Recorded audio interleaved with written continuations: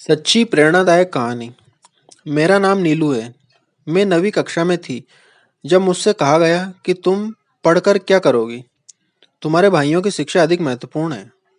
उस दिन मैंने अपनी पढ़ाई को अलविदा कह दिया और फिर 20 साल की उम्र में मेरी शादी हो गई। मेरे पति सुरेश एक अच्छे इंसान थे, लेकिन अपने परिवार के साथ तालमेल बिठाने में थोड़ा समय लग गया। चाय बनाने से लेकर गर्मा गर्म गोल रोटियां बनाने तक मेरा पूरा दिन किचन में ही बीत जाता।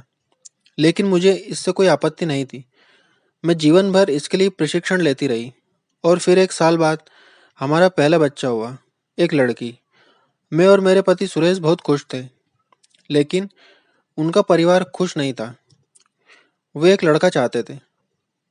जब मैंने अपनी दूसरी बेटी को जन्म दिया तो मेरे ससुराल वाले काफ़ी परेशान नजर आ रहे थे।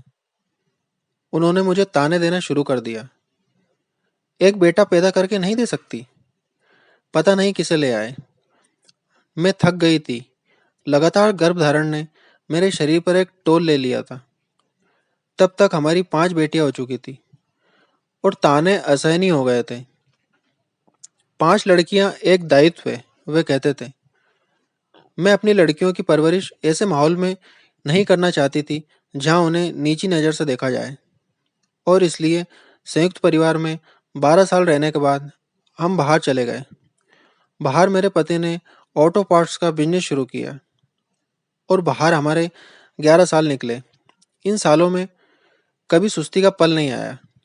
हमारी लड़कियां डांस कंपटीशन और कई ऐसी मनोरंजन की चीज़ें करती और मुझे और मेरे पति को निर्णायक बनाती। हमें खुशी हुई, लेकिन मेरे पति को दिल का दौरा पड़ा और कुछ ही समय बाद उनकी मृत्यु हो गई। 43 साल की उम्र में मैं एक विधवा थी जिसकी देखभाल के लिए 5 लड़कियां थीं।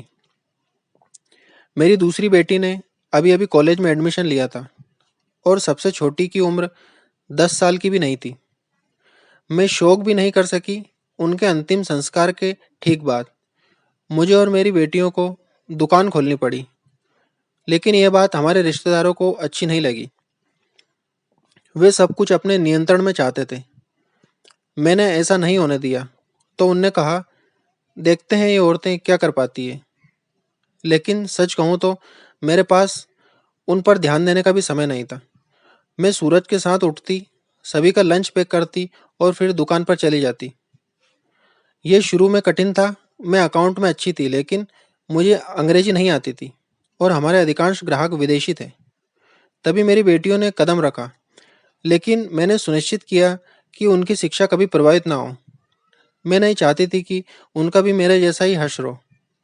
आखिरकार इसके और कुछ 4 साल में ही हमने हमारी दूसरी शाखा का उद्घाटन किया। फिर से हमें कठोर टिप्पणियों का सामना करना पड़ा। औरत हो, कितना ही आगे जाओगी। लेकिन इस बार मैंने उनकी आंखों में देखा और कहा, अब तुम देखो।